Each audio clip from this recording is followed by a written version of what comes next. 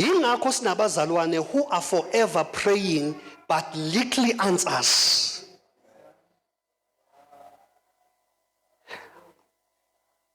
Ngiyakunqamela ukuthandaza 5 minutes but ngithola impendulo. Kunokuthandaza 6 hours just for the fun uthi ngibreak record. Hey, I'm not in the process of breaking ama records bakithi. uJesu broke the record.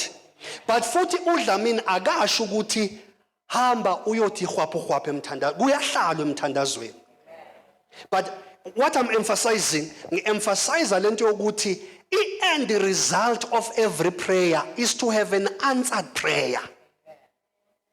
The end goal ukuthi uNkulunkulu uthini sengiqedile ukuthandaza. So I cannot pray for fun.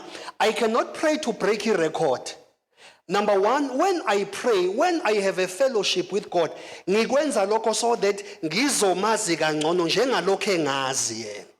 Mawuthandaza, it's not so that God will know you. No, lithi iBhayibheli, before I even formed you in your mother's womb, I knew you. So uNkulunkulu uyangazi kodwa ipart yokwazi ise imini okumele ngimazi.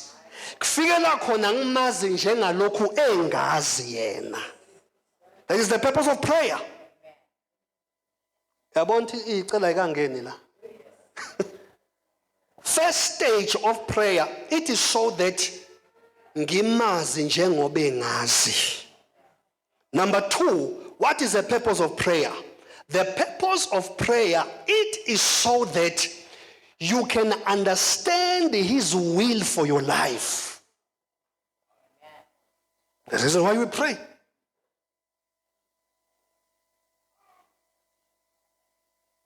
Oh, number 1, ukuba ngimazi yena njengalokhu naye engazi. But number 2, so that I may know his will for my life. I must know his, mele ngiyazi intando yakhe ngokwempilo ukuthi ungibizeleni